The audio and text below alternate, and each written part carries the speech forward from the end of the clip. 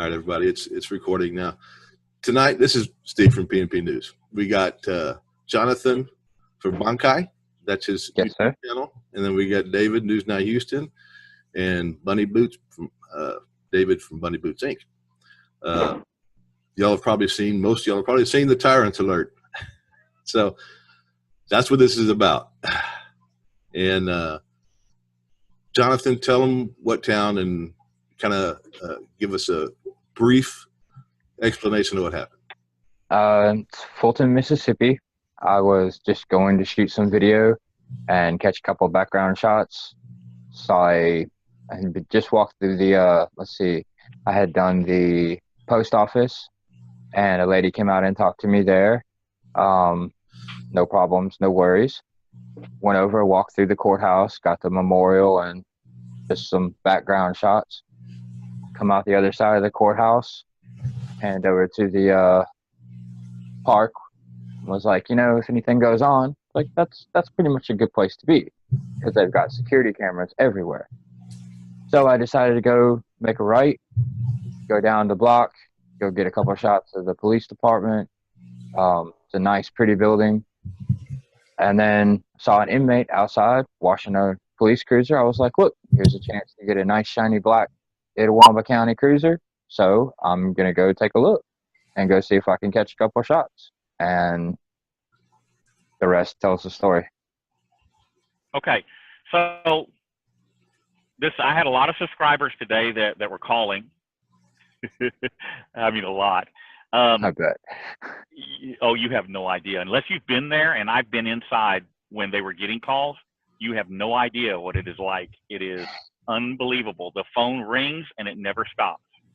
But so some of the subscribers got through, some of them, not so much the sheriff's department, but to the county supervisor who called the sheriff.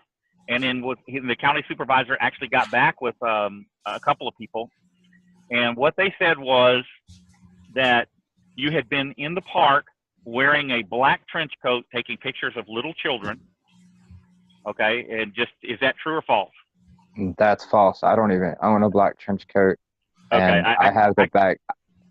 Yeah. I kind of figured. I'll get to that in just a second. Okay. And then the other thing was, they said that you had a previous warrant for your arrest and that one of the deputies recognized you, and that's why you were arrested. Now, from what I saw in the video, I didn't see any sign of recognition in any of them, but you said that you did have a previous warrant from like 10 years ago? Yes, sir. Okay, and so they didn't know who you were. They didn't figure it out until they took you in, printed you, and ran you through APHIS. Actually, they didn't know who I was until I was inside and I was sitting down and they were filling out my medical questionnaire. And then the jailer comes around the corner, not the one that you see in the video, the jailer that actually works inside. Yeah. She comes around the corner and she's like, hey, I know you. And I was like, yes, ma'am, you do. I told you I didn't want to be back here again. Blah, blah, blah, blah, blah. Yeah. So what these police departments, they've always controlled the narrative. And so what they do is, when they get caught with their hand in the cookie jar, is they lie. And in the past, they've gotten away with that. But as time has gone on, we have video, and the video doesn't lie. And so they still don't know how to handle that. And we've seen it. I dealt with it myself early on when I was arrested by the Harris County Sheriff's Department. The first thing they did was start lying, and then we put the video out, and then what could they do but retract it? And so that's what we're seeing with them, is they're telling every lie they can come up with to try and cover their ass. Okay. And I knew it was all bull when I heard it. You can see in the deputies, you can see that they do not know who you are. They do not recognize you. When they do, because I've been there, I've been in these situations. And when those deputies or those police officers know who you are, okay, they're going to call you by name or let you know because they think that gives them power. And, nobody did that here. And looking at their faces, they did not know who you are. They're repeatedly asking you who you are. So I knew it was bull when they said it. So what were you charged? You had a previous arrest in, you said 2008, 2009? Yes, sir. What was that charge? Driving on suspended license. Okay. And then they went ahead and arrested you this time, and what did they charge you with? Disorderly conduct. Okay, and again, this is, and I knew that that was what it was going to be, because what they do in Mississippi, and I've been getting this for a while now, ever since my last visit, was they're not a stop and ID state, so they cannot force you to ID. But what they do is, it's basically a contempt of cop charge, is interfering or disorderly conduct or resisting arrest. They always use these, and they'll I gotta watch my language here. They'll snowball their way through it, you know, just to have a reason to arrest you. And in Mississippi, they're using that, or misusing that disorderly conduct law. And unfortunately, the lower courts have let them get away with it for a while now. And until somebody challenges it and takes it into the higher courts, they're going to continue to misuse it and get away with it. And I'm planning a trip to Mississippi. I'm not sure when, but after the first of the year. So we may be getting that law challenged here pretty quick. All right, Buddy Boots, you got anything you want to chime in here? Is my sound working? Okay, good. Yes. I was doing quick adjustments here. Okay, well, the thing is there is multiple federal case law violations here, not just with the Turner v. Driver. I'm looking here at Brown v. Texas, which is 1979. That actually deals with the stop and identify statutes that were present in Texas at that time period. We are looking, of course, at the Terry v. Ohio. Terry v. Ohio was that year, 1968. And a better one, Hayes v. Florida, 1985, where there was no probable cause to arrest petitioner, no consent to the journey to the police station, no prior judicial authoritarian for detaining him. The investigation detention at the station for fingerprinting purposes violated petitioner's rights under the Fourth Amendment. Now, that was a SCOTUS case right there. So this looks like a pretty much an open and shut case for a civil rights lawsuit, just on the grounds, because I watched the video myself just not even an hour and a half ago. And I listened and I looked at it, and there was nothing that was going on that I could see warranting an arrest. Did they charge you with anything officially? Disorderly conduct.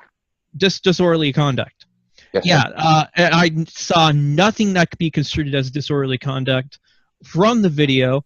You handled yourself pretty well, especially for someone that's being very new to this, because you've only been doing some videos for, what, about a month? Actually, I've done 2. I walked around Tupelo for about 4 hours, and then I walked around Fulton for about 45 minutes. Yeah, well, I got to say you did pretty good for being, brand new on the scene and all that stuff. I know people people do have their criticisms on the way you did it, but the thing is you're new. You handled things very well, especially for being fresh on the scene and only having a few other videos that have been done in the past. And let me interject something real quick. Go ahead. You know, people that have never been out there and done this have no clue what it's like to be under the gun, under the pressure, you know, in that situation. So a lot of people are quick to criticize. And myself, I take that criticism and I look for the constructive criticism, and I try to utilize that. Okay, but there are going to be people that will attack you and talk bad about you. But here's what I tell every new activist: if the situation gets weird, follow your instincts. And if your instincts tell you to ID and back off, you know, then just do it. Better that than to end up on the wrong end of some stupid charge. Yeah, I know. You know, unfortunately, you back down a little too late. But well, see, you got to pick your battles. And like I said, if it seems like it's going wrong and you're not sure, call it quits and you know, go on about your business. Live to fight another day. That's what I'm saying. I was leaving. I was on my way out. I had got my shot. I was like, okay, you know, these guys are getting hot. They're already upset. I wanted, like, hey, bro, let's go. Let's just cut through the park. So if anything happens, at least there's video surveillance in the park. Now, everybody gives me a hard time because I let them frisk me. That was my idea. Yeah, the only reason that I did that was to make sure that I wasn't going to freaking get shot. Right. For not, right. For I saw that deputy with his hand on his gun, just itching for some reason to pull I it. was I saw that. nervous. Yeah. Like, But don't that blame was you. my legit first police encounter with them. Yeah. Have you been in the military before? No. No. I tried. Well, I saw you had an ACU shirt on. Do yourself a favor. Lose the ACU shirt. Okay. That reflective vest thing, that is awesome. That is great. Okay, nobody can claim you're hiding, but lose the ACU shirt. If you ever have You to go look to court, cold. I understand. I understand it. Hey, in Texas, every other person wears camo. Okay, but if I wear it, the police use it, and oh no, you're trying to camouflage yourself, even though I got a bright orange vest on. That's what I'm saying. It's just lose the camo, dude. Yeah. The police officer look like they're ready for combat come out and say it's suspicious behavior because David's got a camo jacket on or Well, see, that's why I submitted to the Terry frisk to begin with. It's like, okay, look, y'all are already in a bad mood. I don't want to make you any madder than you already are. I just want to get my shot, and I want to carry about my Mary. Yeah, and here's the thing. Chances are, on the criminal aspect, you most likely are not going to be afforded a civil defender. Because it's a misdemeanor. I think, most likely the disturbing the peace or whatever is going to be a misdemeanor case. I haven't even had a chance to do a thorough lookup because I just learned about this 2 hours ago. But chances are it's a misdemeanor under 6 months jail time kind of thing. So you'd have to defend yourself on this case if it actually went to trial. Though I suspect with all the video evidence itself, the prosecutor would probably be very hesitant to push an actual criminal case on this and most likely drop it. Nonetheless, I do recommend if this goes beyond you putting in your I'm trying to remember where you put in your plea arraignment, where you do not guilty kind of thing. One of the first things you should seek from the prosecutor's office is a Brady list, which literally stems from a case law case. I have to pull that up here in a second. The specific. But what the Brady list is a list of all the police officers that are in the department that have a history of perjuring themselves on the stand.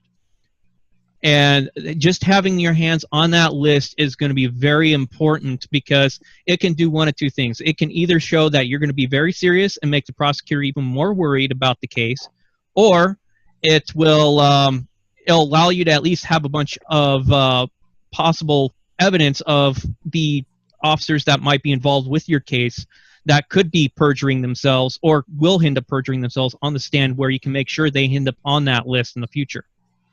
And what's that called again? Brady list. If you give me a few minutes here, I can pull it up. Well, while he's doing that, do you have a GoFundMe account or?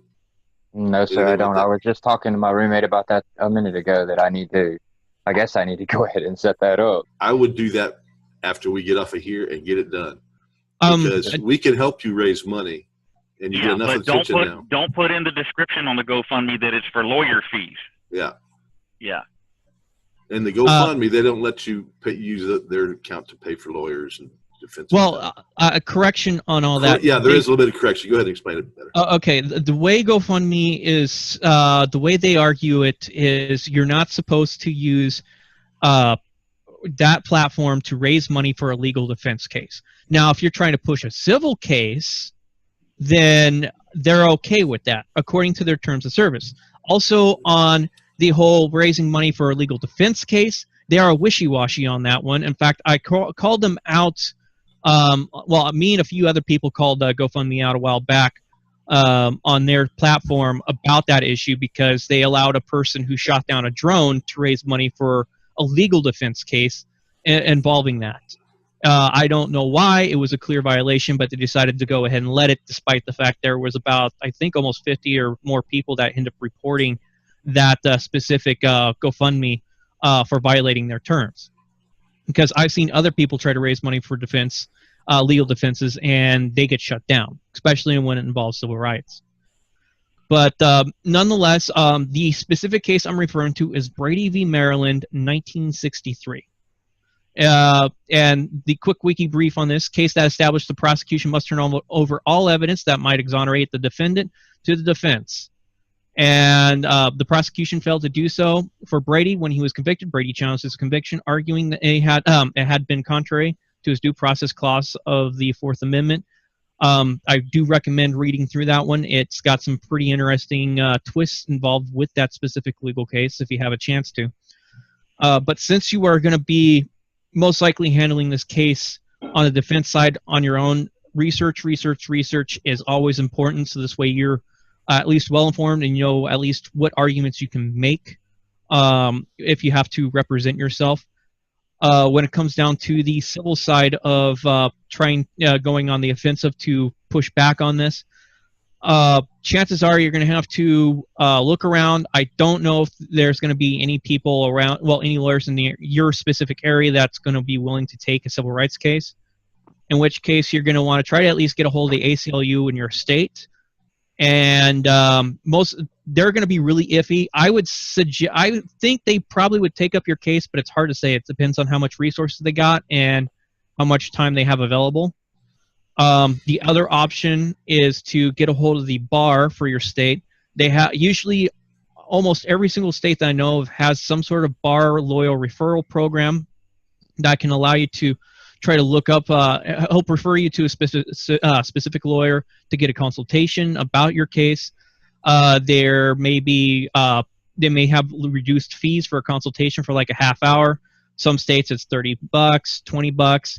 Other states it could be all the way up to $120, $240 for that half hour. It just really depends on where you're at, and you have to check with that specific state. I know Alaska it's $120. Oregon it's $35. I just went through this process actually this last month. So that's pretty much all I got on that part. Do you have any questions? I'm just still kind of in shock that all of this is going on. So it's kind of one of those things. Well, I can say this much. Yeah, go ahead, David. I was going to say it's always a shock. I mean, as long as I've been doing this, when it actually comes to a confrontation that escalates, and especially when it escalates like to this far, I'm always in shock too. So that's a normal reaction. Yeah, I have to agree with that. I've been through 2 court cases, 1 arrest, and getting ready for a possible 3rd case right now. So I can say this much. It's always a shock. I was not expecting, for me, when the U.S. Marshals to encounter something right off the bat where we have documented that people are allowed to legally record outside of a federal building, especially on the property itself, when the rules, allow it, kind of thing. And the U.S. Marshals didn't even know their own local rules for that specific courthouse. So I can say this much. Now, instead of doing what I was planning on doing, which is just doing a bunch of filming, now I gotta buckle down and deal with this issue. And it's time consuming. A lot of people don't understand how much time goes into especially when there's a criminal charge against you, how much time goes into fighting that criminal charge. Everybody's hollering about, civil suits, but they don't understand you've got to deal with the first battle, which is the criminal case, before you can move on to anything else. Yeah. Yeah, that's the one thing is, in general, in order to get to the civil case, you have to take care of the criminal case first, because that will actually, if you try to file a civil case while the criminal case is still ongoing, the judge will either dismiss it and say file again later, or will say, okay, we accept the case, but it's going to be pending on the result of your criminal case. In which case, then you just spent a bunch of money, and then you're possibly going to either have to throw down additional extra resource and all that stuff. So you just threw away a bunch of cash trying to get the ball rolling too early. Well, and even if you're convicted, you may still have a civil case. Yes. Yeah. Well, and not to mention also there's the appeals levels too with the criminal case. Yeah, go ahead, Steve. That's what I was going to tell him. If you take this and you think not guilty and you go to court, you're probably going to lose there. Expect that. All right. Hopefully they'll drop it before it ever gets there. Expect to have to go to a higher court of appeals or something to get something done. This is again, like David was saying, it's going to take time, and it may take a lot of time. We'll do what we can to help you. Don't know exactly what that will be right now. We will be talking about it amongst us as time goes. And you have till November 28th. I have to go before Judge Bishop at 9 o'clock. Yeah, that's just an arraignment. That's nothing. Yeah. Yeah, that's literally, they go in, they they tell you what charges you're being charged with, and it might be possible at that point that the prosecutor says we're going to go ahead and dismiss the case before you even have to put in your plea. It could be you put in your plea, and then they set the court date, and then like a month out or even a few weeks out, well, a week out from when you're supposed to go into court for the actual trial, they'll drop the charges. You'll get a piece of letter in the mail saying, oh yeah, the charge has been dropped or whatever. And don't be surprised if they do all kinds of shit to fuck your head. All right, lie about you. Just well, they're already doing that. Yeah, go to work and annoy your boss. You already told me your boss is cool. So, yeah, my boss says they're not getting anything without a warrant, so I'm good. They may try to find something else to threaten to charge you with. You never can tell about these people. And I really recommend, if there is any false accusations or anything like that thrown at you by the police department, document it, because that can actually help your civil case, and also maybe expand the civil case to include defamation charges. Or I mean, defamation and defamation damages. Right. Go look at the comments section. Go look at the comments section of the Tyrant alert that I put out this morning on my channel. Go through the comments section there. You can find people that are saying what they're saying, and then take screenshots of that, and then you'll be able to contact those people if need be. Yeah, that their testimony might be usable within the courts, and I'm pretty sure some of those people would have no problem getting on the stand and say, yeah, this is what they told me. So it'll be a mixed bag kind of thing, but I'm pretty sure there'll be a few people that'd be up for that did get told whatever slanderous stuff that they said over the phone or whatever to them. On top of that, also, the police department has taken down their Facebook page. One of the first things I did was check on Am I Free to Go real fast to see if your video was up on there. And sure enough, it was already on there. And I checked the comments section for that posting, and someone had a listing of all the information there for contact details for the police department, the city, the local news agency, and all that stuff. So don't be surprised if you get a call from the local news company about the want to interview about that case. But nonetheless, how should I conduct that? Just okay. Tell the truth. Just tell the truth, and I can tell you they've already talked to the sheriff. Yeah, tell what happened, exactly how it is. Do not give any additional details or anything like that. That might just go with what happened, what's on the video, and what are the facts. Also record the entire interview. I really recommend this. They're going to record it. They're going to end up cutting it down to maybe about 1 or 2 sound bites that's going to be from you for maybe a 3-minute report on the news agency if they decide to roll it. And it's best that you record all that, and you can put that entire interview on your channel. So this way, if people are concerned about the context, or if the context comes out bad, or they try to mislabel you or do selective editing with it, all that stuff, you can say, here's the full interview. I have it recorded right here. And if they say we don't want you to record us, then don't do it. Yeah, okay, thank you for that heads up. That's a giant red flag. I've been dealing with YouTube stuff for a long time, and I'm also keeping a track of certain large personalities that done mainstream interviews and all that stuff. And the biggest recommendation is if it doesn't sound good, where they're not going to let you record or something like that, or they're going to get really defensive about something, that's usually a red flag that you shouldn't really do that interview, and just pass it off and continue on or whatever. Yes, sir. But, yeah. Dang, I lost my train of thought. There was something else I wanted to say. I'll probably remember here in a minute. But dang it. Well, while you're thinking, David, is there anything you want to add? No. I think he did a pretty good job. I agree. The whole pat down thing, I understand. I've done it myself before. I'm less inclined to do it these days. However, if you thought that was what needed to be done to de-escalate things, I saw that deputy standing there with his hand on his gun, and usually in a situation like that, again, you're going to have people that'll attack you for it.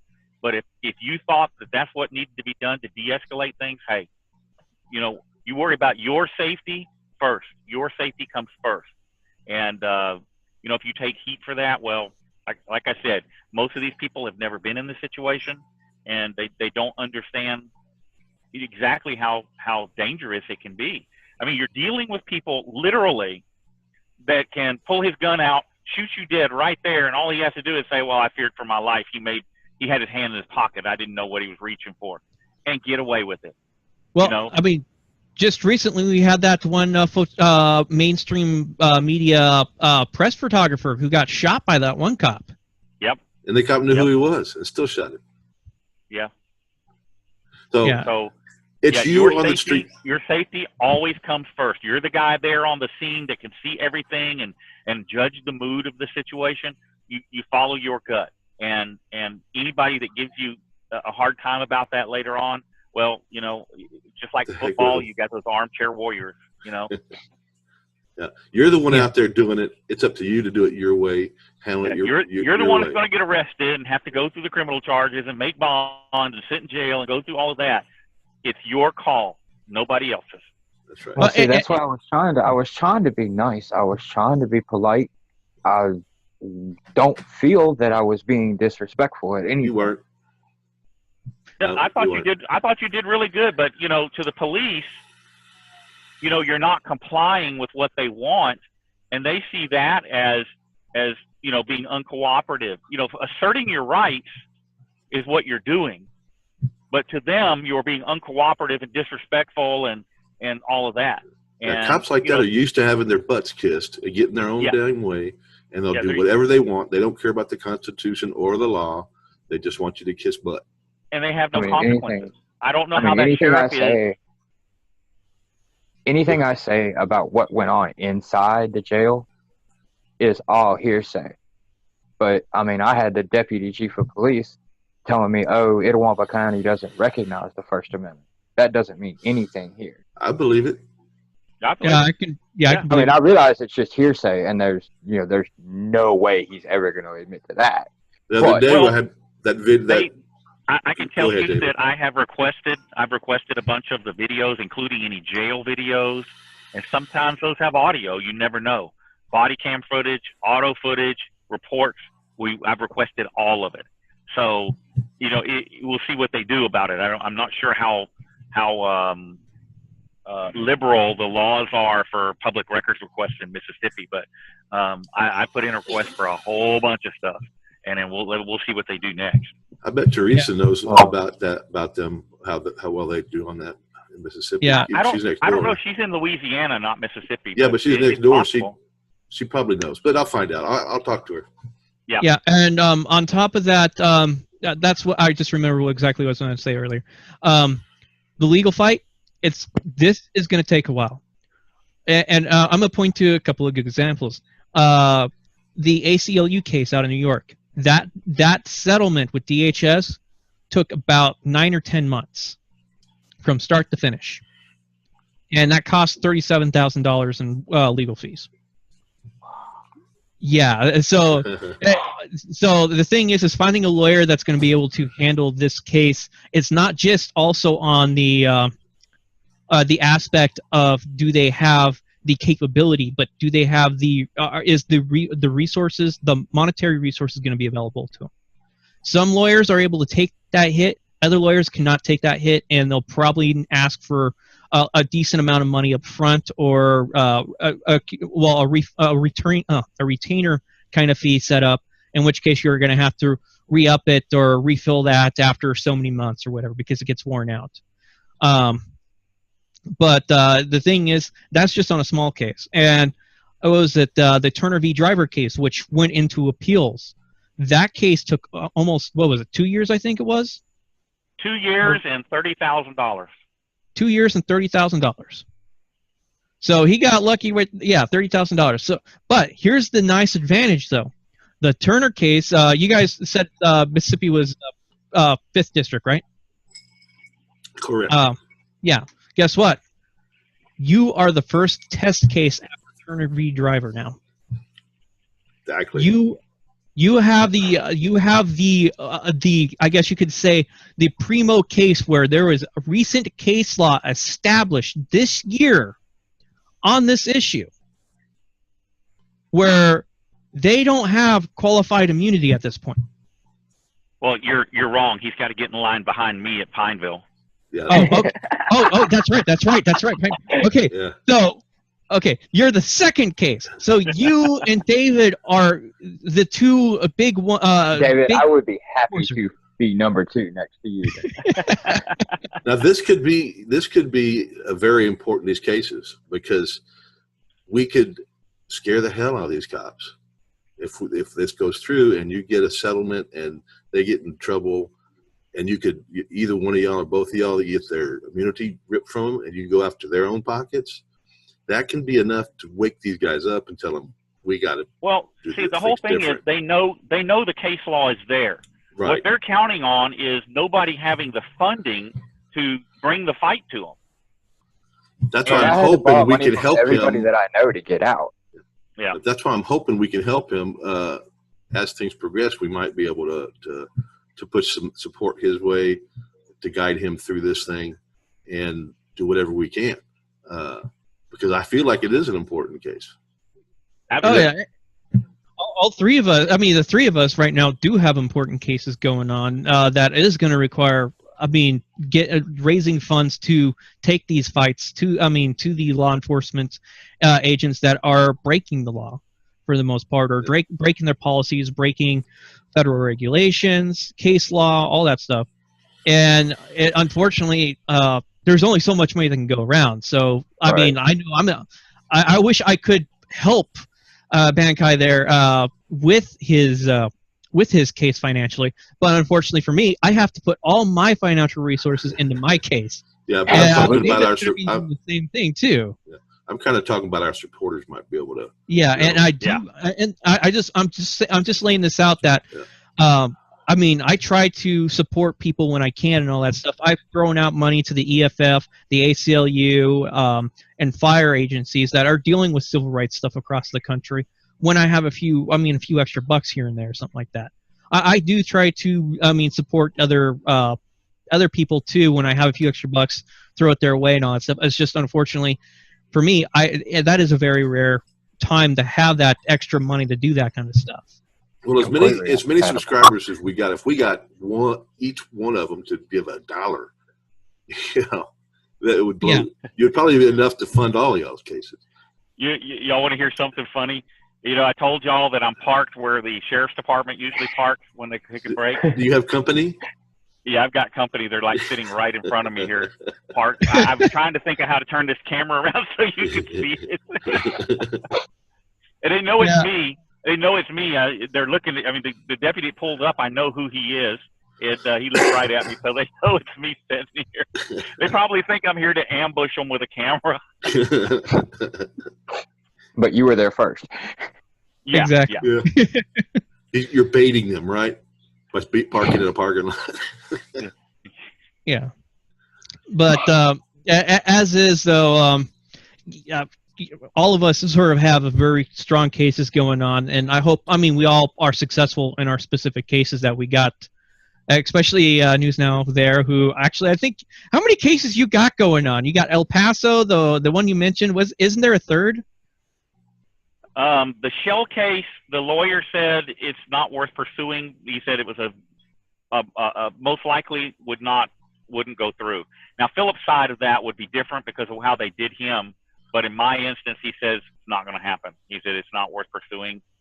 He said we might get a judgment, but that the financial reward is going to be $0 or $1 or whatever. So currently, the 1st of September, El Paso, on the FBI El Paso thing, we served the Justice Department with a demand letter. They have 90 days to respond. And at that point, depending upon what the response is, we'll go ahead with the lawsuit. The demand letter demanded $500,000 in damages. The other thing is Pineville. As soon as I wrap up the criminal case, the Louisiana National Guard and the Pineville Police Department are going to get a visit from a civil lawyer as well. The National Guard had 0 authority to come off base and bother me, nothing. And the well, there's some other issues. I don't want to go all off into that. Yeah, but, don't give out any yeah. more detail than what you need to do. That's also Yeah. one of my other emphasis. Bankai, if you're going to end up talking about your caves, try to stick just to what is publicly known. Don't give any additional information out. That can be difficult for someone who's very talkative and stuff like that. That's, I mean, part of the reason why silent treatment's not really done too well by a lot of people that say, oh, I'm going to give them the silent treatment, or I'm going to just not say anything, and then the next thing you know, not even a minute and a half later, they start yapping. Yeah, we see all of that. It's actually a fairly, it requires a decent amount of discipline. Yeah, I don't think David there people could don't do understand how hard it is to do the silent treatment if you've never tried. No, they They don't. really don't. They don't know. Yeah, as I said, it's one of those things that very few people pull off. And the thing is quite. I mean, there's many situations where the silent treatment is actually going to be more detrimental than good.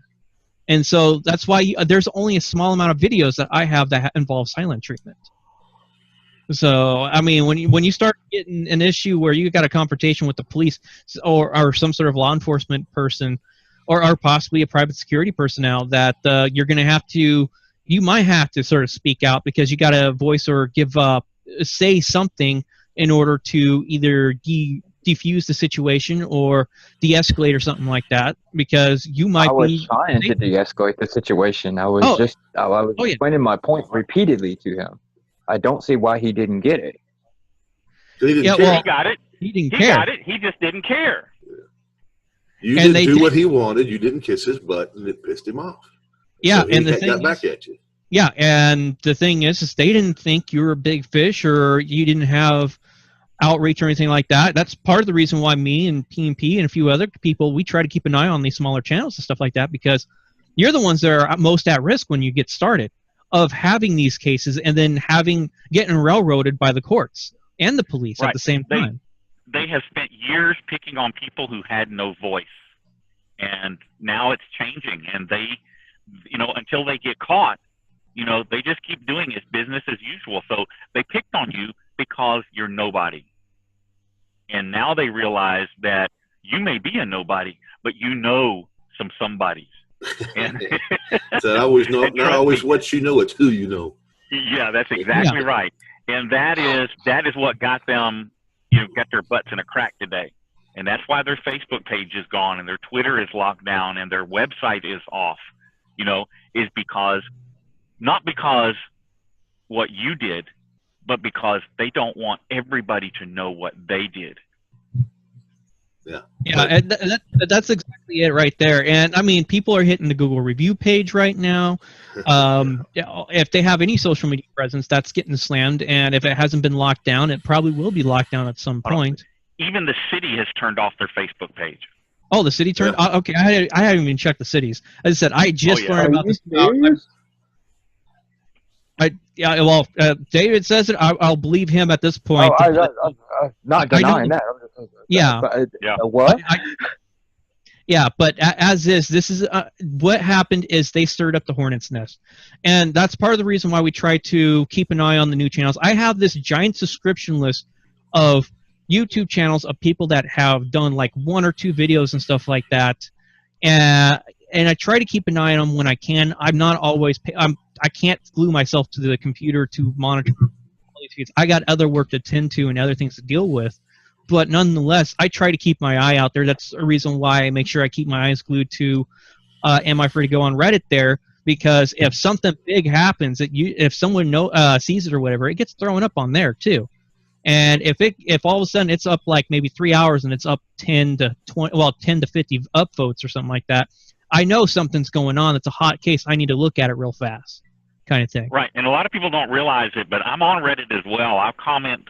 I don't usually go over everybody's videos, but I got a lot of subscribers that are on there that'll comment, and I try to respond to them when possible. And if I see something blowing up on Reddit, I'll look into it. This particular instance, this particular video, I think Steve came on it last night. I saw just a glimpse of it last night right before I went to bed, I guess it was. But when I got up this morning, I had 10 emails and half a dozen messages on YouTube you know, saying, look at this, look at this, look at this. And as soon as I pulled it up and looked at the whole video, I was like, oh, hell no. Yeah, exactly. That. Yeah, pretty much when I learned about it 2 hours ago, I sat down. I was like, Steve gave me a call there, and I was like, "Wait, what's going on?" I'm like, "Okay," because I just sort of woke up. I got a really messed up sleep schedule right now, but I was sitting there like, "Okay, I'll check it out, and I'll be ready to go here in a little bit." And as soon as I watched it, I was just like, "Yeah, that's straight up civil rights violation right there." Yeah, I mean that is literally some. I mean. If you got a really good, I mean, you got a decent lawyer, they're going to be able to slam dunk this case in the courts. Most likely, what you're going to end up running into is a settlement when you push the civil case, because of how bad the video makes them look. And your video, there's nothing that needs to be done with it or anything like that. It shows exactly what it is. You got all of their words and all that stuff, so it clearly shows that they violated your rights. I don't see any kind of thing they can dispute on that issue. Agreed. Okay, guys, I got to jump off of here. Okay, I think it's gone long enough anyway. Yeah. All right, so Jonathan, you be careful. Yes, sir. Watch your back. Yes, okay. Sir. Think about where you're at. Pay attention to what's going on around you, and because it's a very good possibility there may be some retaliation. If you have any trouble at all, call Steve. Steve will give you my number, whatever. But if you have any problems at all, you let me know. Yes, sir. I will do. It's a pleasure to meet you. Mm-hmm. Well, you haven't met me yet, but little video conference. Close enough. All right, guys. All right, y'all be safe, and I'll see y'all again soon. All right. Okay, guys. I think that wraps this one up. Yes, sir. Good to see you. Hopefully everything will be straightened out in time. It's going to take time. So try not to let it affect you too much. You know, some people stress over these things a lot. So just be careful and try not to stress too much, and you'll get through this. Yeah, how should I put it? If you do any more filming, just try not to, pile on too many cases or anything like that. I did actually a video recently about that kind of thing. Is just don't push yourself too far. Don't think that you need to go make more videos and all that stuff. If you want to make some more videos, maybe talk about the research that you've done of the case laws you've looked at and stuff like that. But yeah, enough footage for like 3 more, and that'll hold me for at least 3 weeks, because I try to space them out over a week span here and a week span there, just to try to make it look like I'm doing more than I actually am. Yeah. I'd stay out of that county doing any more. Oh, I'm like, I have no reason to go that county. It's fine. Every sheriff deputy there will know who you are, and I'm sure they do. They will probably try to jack you up, or there's a good chance that 1 or 2 of them might try to jack you up. So be careful. And I just stay out of that county and do my videoing someplace else if you feel the need. Just my advice. Thank you. I'll take that. Yeah. All right. I'm going to call an end to this. Nice to meet you. Thanks for being here, Jonathan, Bunny. Mm-hmm. And when you come back to Texas, you, Bunny. Oh, when I'm coming back to Texas, I might. I got to finish up this. Well, I got to at least get this Marshall case either on the tracks and dealt with, or on its way being dealt with, before I do any major traveling or anything like that. Because as I said, most of my money is going into this right now. So. All right. Totally understand that. All right, guys. I'm going to end this recording.